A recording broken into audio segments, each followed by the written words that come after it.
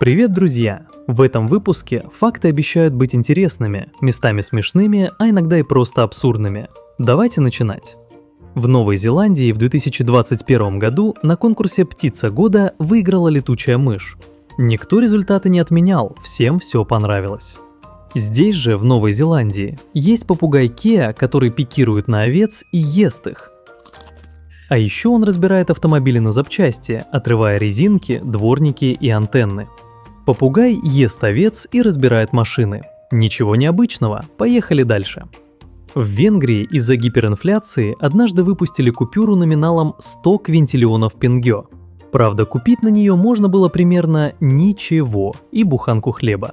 Это была худшая за всю историю мира гиперинфляция, когда цены удваивались каждые 15 часов. В Эстонии 22% территории – это болото, а самая высокая гора ниже Эйфелевой башни. И при этом самое большое количество супермоделей на душу населения. Так и вспоминается сказка о царевне-лягушке. Неужели супермодели лучше всего растут в болотистой местности? А в Бельгии запретили зимой кидаться снежками, да и летом, впрочем, тоже. Снежок тут приравнивается к снаряду, то есть предназначен для поражения цели. Ну а что не так? Вроде так и должно быть. В Литве, в Вильнюсском районе Ужупис, есть собственная конституция, где собаке гарантировано право быть собакой, а человеку право ничего не понимать. И если честно, то я ничего не понял. В Нигерии есть свой собственный динозавр, который прямо так и называется – Нигерсаурус такети или нигерзавр. В Аргентине тоже есть такой – аргентинозавр, получивший название в честь страны, где и был найден. Но это еще что? Есть вообще смешной румынозавр, найденный на Балканах. И это не мем. Румынозавр, Карл. В Англии произошел один дурно пахнущий инцидент, который прямо так и называется «Великий смрад» или «Великое зловоние». А все дело в том, что в 1858 году канализации перестали справляться с бурно развивающимся городом, и все какахи стали задорно скапливаться на берегах реки Темзы. Канализацию потом все-таки реформировали, и дышать стало полегче, но осадочек остался. В Туркменистане существует официальное министерство ковров и является основным производителем и поставщиком ручных ковров в стране. Перед продажей ковра министр ковров, а также высшее руководство страны лично проверяют качество каждого ковра. А бывший президент Гурбангулы Бердымухамедов установил в центре Ашхабада 6-метровую золотую статую собаки породы Алабай, выражая уважение этим собакам. На 15-метровом постаменте на кольцевой развязке со встроенным экраном, на котором круглосуточно крутятся видео с алабаями. Он также написал книгу и стихи об алабаях. В Эсватине законом запрещено ведьмам летать на метле выше 150 метров, за что предусмотрен штраф в размере аж $55 тысяч. Не менее смешна и сама причина такого запрета. Это случилось после ареста частного детектива, который пытался разобраться в подозрительных потопах в небе. А это значит, что его для этого кто-то нанял, и он согласился. Обычное дело для тех краев. Оказывается, что в Японии те самые знаменитые квадратные арбузы, которые были специально разработаны для удобной укладки в супермаркетах, почти никто не ест. Они нужны в основном как декоративные подарки. В Японии также есть отели с роботами-динозаврами. Регистрация у тираннозавра совершенно нормальна и никого не смущает. В японской культуре синий и зеленый считаются разными оттенками одного и того же цвета. На светофорах там вместо зеленого используется синий цвет для обозначения «вперед». У Японии есть самая старая непрерывная монархия. Нынешний император Нарухито по прямой линии ведет родословную от первого императора Дзимму, который правил в VII веке до нашей эры. То есть японская императорская семья правит уже почти 2700 лет без перерыва. Ни одна другая династия мира даже близко не стоит. И еще в Японии есть станция поезда для одного единственного человека. И это не чиновник. Станцию Ками-Широтаки Стейшн не закрывали, потому что ей пользовалась одна школьница. Поезд останавливался под ее расписание. Вот это я понимаю, забота о гражданах. А вы знали, что у Швейцарии квадратный флаг страны? Почти все остальные флаги стран прямоугольные, а у Швейцарии вот квадратный. В Индии настолько перегруженная железнодорожная сеть, что люди ездят прямо на крышах вагонов и цепляются за стенки. Вообще, в Индии ежедневно поезда перевозят миллионы людей, и теперь мы знаем, как им это удается. В Бангладеш, кстати, ситуация обстоит не лучше. Выглядит не очень-то безопасным. В Нидерландах многие дома специально строили слегка наклоненными вперед. То есть это они так не от старости своей наклонились, как пизанские башни, а чтобы мебель было легче поднимать через окна. Кривой дом не баг, а фича. В Нидерландах решили отличиться и создали мост, который не над водой, а под водой. Акведук Велювемейр. Лодки идут сверху, а машины снизу, как бы в туннеле. Вот так вот просто взяли и перекинули реку через мост, а не наоборот. В Нидерландах изначально все банкноты евро изображали вымышленные мосты, которых на самом деле не существует. Никто не мог найти эти мосты. В итоге голландский дизайнер Робин Стам решил, что надо исправлять ситуацию, и построил полноразмерные копии всех 7 мостов в городе Спейкениссе. Так мосты из фиктивных превратились в реальные и стали местной достопримечательностью. Во Франции есть населенные пункты с настолько длинными названиями, что они не помещаются на стандартной табличке. Для таких мест приходится изготавливать индивидуальные таблички, где название длиннее, чем сама деревня. В Соединенных Штатах есть город, где вместо автомобилей – самолеты, в буквальном смысле. Это район Спрюс-Крик, и у каждого жителя свой самолет прямо во дворе. Можно выехать на дорогу, взлетную полосу, разогнаться и полететь на работу, например, или в магазин за батоном нарезным. А в городе Макина-Айленд решили, что хватит с них автомобилей, и просто запретили их. И все потому, что автомобили пугали лошадей. Было это правда еще в конце 19 века, но по сей день закон в силе. Ездить можно только на лошадях или велосипедах. На дворе 21 век, но Макина-Айленд так и остался в 19-м.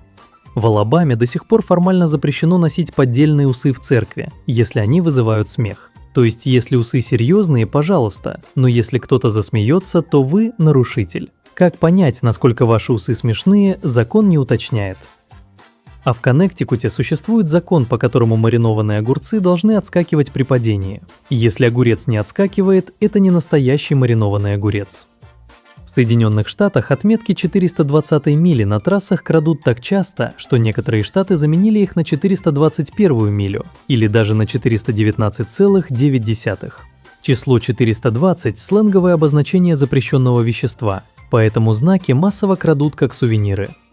В 1835 году Штаты были единственной страной в мире, которая была полностью свободна от государственного долга. Президент Эндрю Джексон погасил весь долг, накопленный со времен революции. Один единственный раз в истории. Зато потом разогнались так, что сейчас американский долг составляет 40 триллионов долларов. И останавливаться не планирует.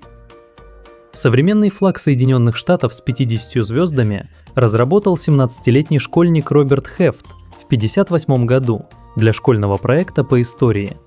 Учитель поставил ему 4 с минусом, но после того, как дизайн выбрали и утвердили в Белом доме, оценку заменили на 5. По данным Департамента здравоохранения Нью-Йорка, ежегодно фиксируется около 1500 укусов людей другими людьми, а это, на минуточку, в 10 раз больше, чем количество нападений акул во всем мире. Статистика ведется с 1980-х годов, и количество человеческих укусов до сих пор не падает. А в Италии была внезапно обнаружена аномалия, и это Ватикан. Ведь Ватикан – это суверенное государство, которое расположено внутри города Рим, который, в свою очередь, расположен внутри страны – Италии. Получается, страна внутри города, внутри страны. Матрешка. Тем временем в Испании люди строят башни из людей. Есть тут такая традиция – кастель. И чтобы победить, необходимо безупречно и как можно выше построить башню, а затем также без ошибок ее разобрать. Максимальная высота – 10 уровней. Вы только поглядите на это. А на Новый год здесь существует каталонская традиция «Каго Тио». Дети кормят деревянное бревно с нарисованным лицом весь декабрь, а на Рождество бьют его палками, чтобы оно выкакало подарки. Вы не ослышались, бревно должно выкакать подарки. В Индии начали строить офисы для коров. Если корова уже старая и не дает молока, добро пожаловать в свободное плавание. Так и появляются бездомные коровы, с которыми по закону ничего нельзя сделать. Поэтому создаются официальные приюты и программы для уличных коров. Иногда даже финансируются государством. А в Исландии горячая вода пахнет яйцами. Горячая вода здесь идет прямо из геотермальных источников и иногда пахнет серой, как вареные яйца. Так что если вы вдруг почувствуете от человека запах яиц, не торопитесь делать выводы. Скорее всего, он недавно помылся. В Италии вы можете купить дом всего за 1 евро. И действительно это так, однако не обольщайтесь. Помимо 1 евро, вам надо будет сперва получить итальянский налоговый код, затем оплатить услуги нотариуса до 5000 евро, внести возвращаемый налог до 10 тысяч евро, также оплатить оформление документов, регистрационные налоги, проектно-сметную документацию. Но самое главное – отреставрировать дом, на что уйдет по самым скромным оценкам от 30 тысяч евро. И что же вы получаете за эти деньги? Дом в увядающей деревне. Зато вы сможете всем рассказывать, что у вас своя вилла в Италии. В Бразилии есть деревня, где женщины ищут мужей через объявления. В деревне Нойва-до-Кордейро много женщин и мало мужчин, поэтому они в активном поиске. Так что если вы красивый, умный и в меру упитанный мужчина в самом расцвете сил, значит у вас есть все шансы. Если вы в Таиланде решите вдруг проехаться с голым торсом на авто или байке, то знайте, что вас объявят нарушителем общественного приличия. Закона специального нет, но штрафуют по общим правилам о неподобающем поведении за рулем. Штраф, правда, небольшой, до 500 бат. В Польше однажды на полном серьезе на заседании городского совета обсуждали Винни-Пуха и в итоге запретили его на детских площадках. Причина оказалась проста – он без штанов и, видимо, это заразно. А вы знали, что 99% современных сортов картошки генетически связаны с маленьким островом у побережья Южного Чили? Так что если вы прямо сейчас едите картошку, то скорее ставьте лайк. В Исландии в буквальном смысле эльфы решают, где можно строить дороги, а где нельзя. Однажды в городе Аульфтанес пришлось перенести строительство дороги только потому, что она проходила через эльфийскую скалу. И это не шутка, люди реально в них верят. В Шотландии дела обстоят также необычно. Их национальное животное – единорог. Изображен на королевском гербе. В оковах, так как по легенде, только шотландские монархи могли укротить это существо. То есть животное, которого вообще никогда не существовало. В Китае на тротуарах сделали отдельную полосу для людей, которые идут, уткнувшись в телефон, чтобы они не врезались в нормальных пешеходов. Забота. В Китае решили, что будет хорошей идеей, если поезд будет проезжать прямо через дом. Это город Чунцин, где прямо в жилом доме располагается станция метро, и поезд проезжает его насквозь. Да и правда, не объезжать же его. Зато для жителей удобно, вышел из квартиры, сел на поезд и поехал на работу. В одних странах повышают пенсионный возраст, чтобы продлить жизнь, в других просто запрещают умирать. А вот в Китае тибетским монахам нужно получать разрешение правительства на реинкарнацию. Только подумайте, захотели вы, например, реинкарнировать, пошли к правительству, а оно бац и отказало. Да, что-то вы зачастили со своими реинкарнациями. Сингапур. И если вы не знали, то столица Сингапура тоже Сингапур, потому что Сингапур – это город-государство. Вот такие вот дела. Ну а если у вас завалялись лишние деньги, то в Никарагуа вы можете купить себе целый остров, абсолютно легально и по цене квартиры в столице. Стоимость небольших островов может начинаться со $100 тысяч.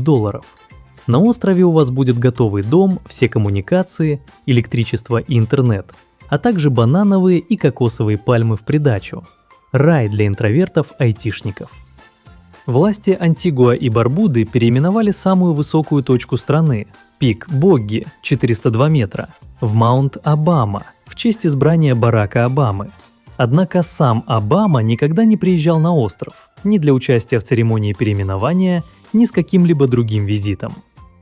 В Белизе строительная компания снесла крупнейшую пирамиду Майя, которой было 2300 лет. И все ради строительства дороги. Пирамида была старше римского Колизея, а когда это стало известным, то строительная компания просто ответила: «Мы не знали, что это археологический памятник». Такие дела.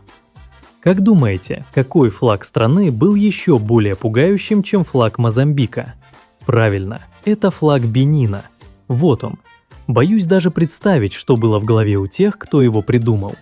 К счастью, этот флаг уже давно упразднен. Теперь флаг страны выглядит вот так. Буркина-Фасо. Название страны означает «земля неподкупных людей». Однако, если мы взглянем на рейтинг коррупции, то страна окажется в красной зоне с индексом 84. К слову сказать, в том же рейтинге Россия имеет индекс 157. Это между Гондурасом и Зимбабве. А самой неподкупной страной является Дания. В Зимбабве, кстати, первого президента страны звали по фамилии Банана, из-за чего над ним часто подшучивали. Банане это очень не нравилось, да так, что он издал закон, запрещающий гражданам шутить над его фамилией.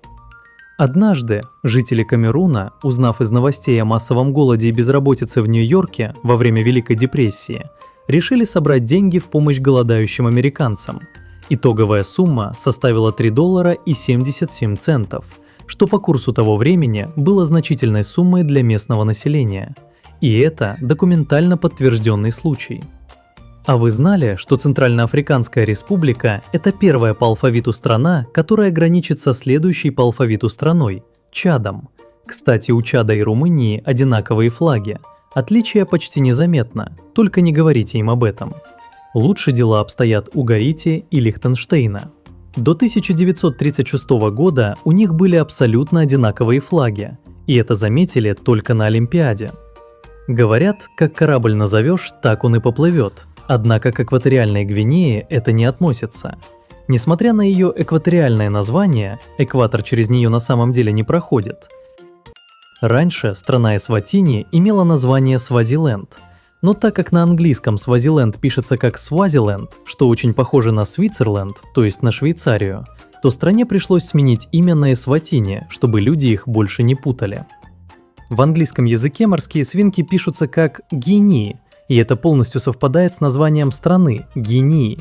Однако с Гвинеей они никак не связаны и родом из Анд, а это на минуточку совсем другой материк. Если кто знает, почему морских свинок так назвали, то пишите комментарии. Интересно еще то, что жителей Гвинеи-Бисау официально называют наоборот – Бисау гвинейцами, и не потому, чтобы не путать с морскими свинками, а чтобы не путать с гвинейцами из Гвинеи. В столице Ирана, Тегеране, сорвалась попытка установить рекорд Гиннесса по самому длинному сэндвичу – 1,5 километра и тонна страусиного мяса. И все потому, что толпа начала есть сэндвич еще до официального замера представителями книги рекордов. Лаос исторически называется как Лансанг – земля миллиона слонов. Однако слонов там осталось всего 8 сотен, диких и домашних вместе взятых. Все из-за вырубки лесов и браконьерства. Сингапур – это единственная страна мира, ставшая независимой против собственной воли. Сингапур был исключен из состава Малайзии по решению федерального правительства из-за политических и этнических разногласий. И судя по текущему высокому уровню благосостояния, вряд ли хотя бы один сингапурец об этом сожалеет. Из-за схожести названий и флагов Словении и Словакии почта часто приходит не туда, куда надо. С 1993 года представители посольств регулярно встречаются для обмена письмами, включая даже официальные документы и деловую корреспонденцию. Соломоновы острова назвали в честь царя Соломона, потому что ошибочно считали, будто там скрыты огромные богатства. Золото там действительно есть, в месторождении Голд-Рич.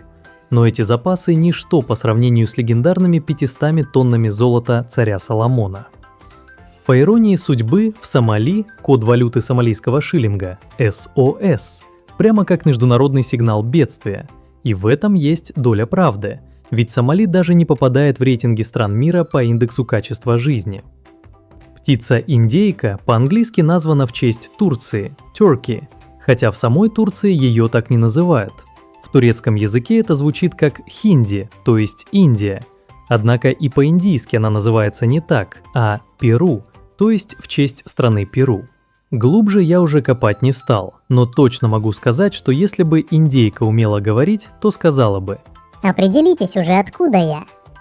Йемен – это единственная страна мира, начинающаяся на «и» краткую. Вот такой короткий факт.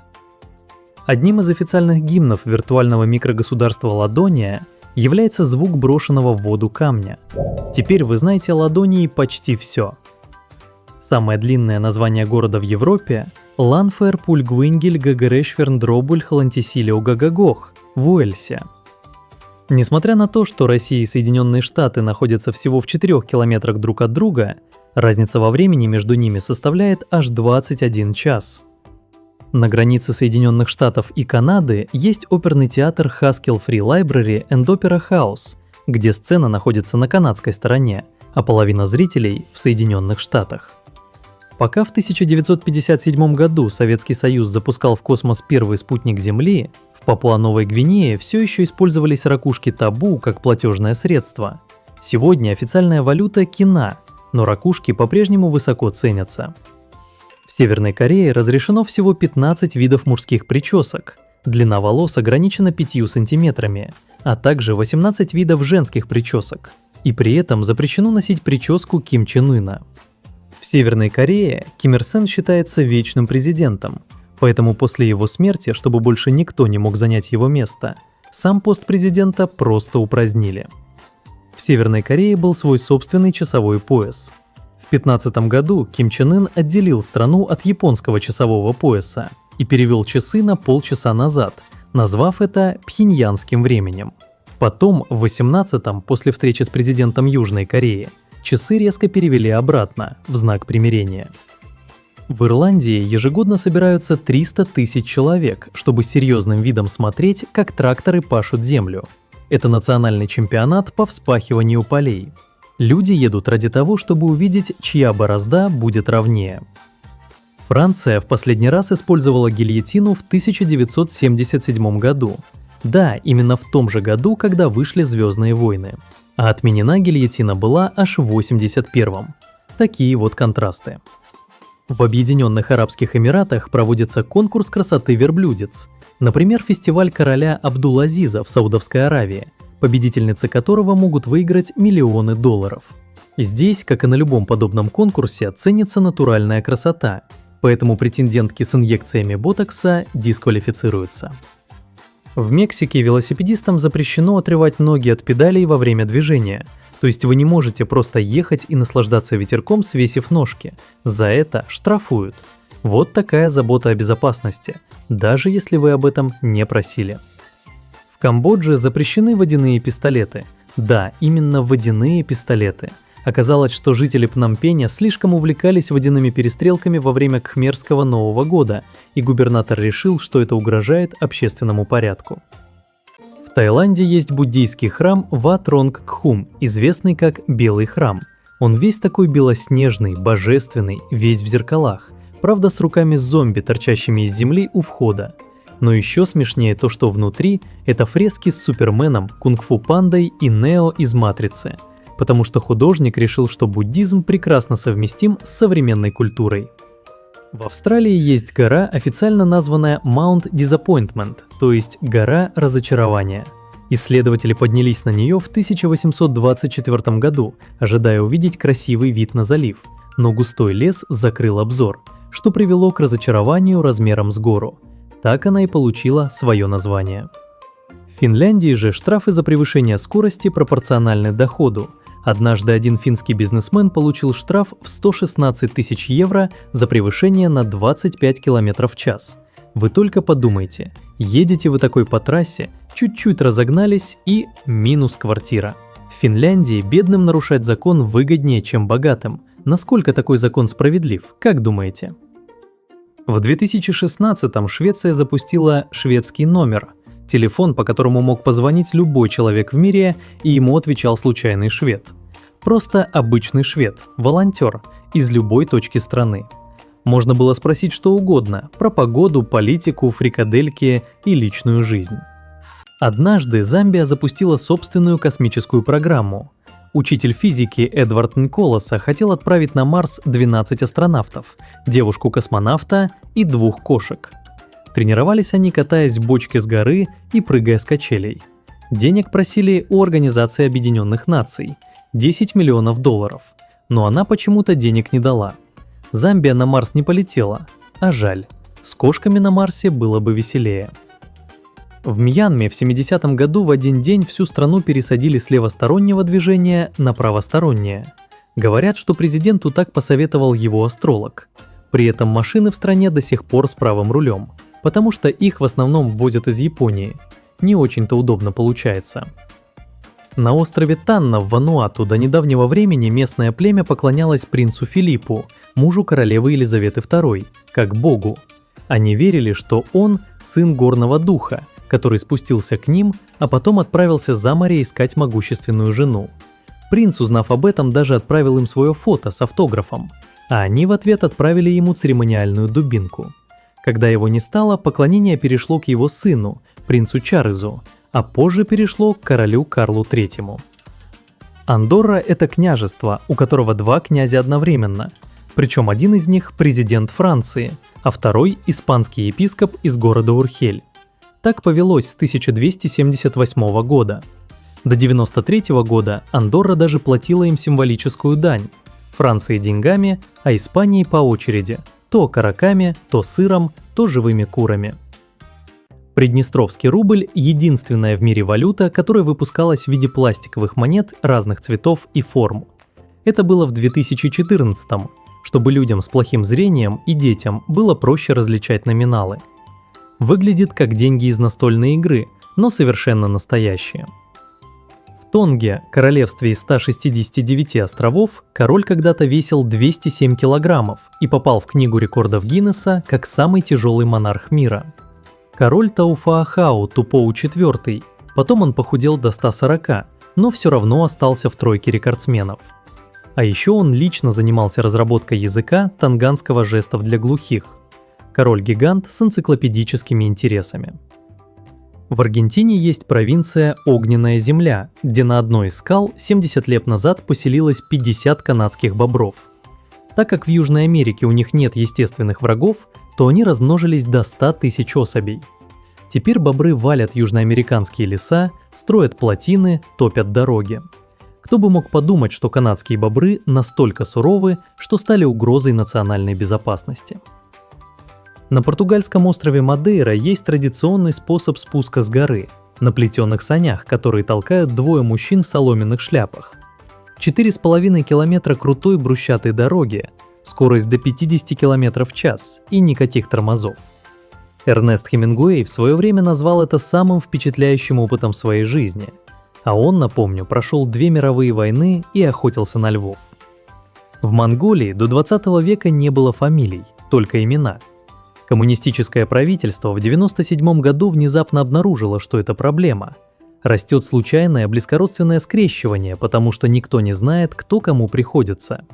Всем монголам приказали в срочном порядке выбрать себе фамилию. Большинство выбрали Барджигим, это клан Чингисхана. Теперь каждый второй монгол официально чингисхановых кровей. Надеюсь, что вам понравилось это видео. Если да, то ставьте лайк. А еще подписывайтесь, чтобы не пропустить новые ролики. Увидимся в следующем выпуске.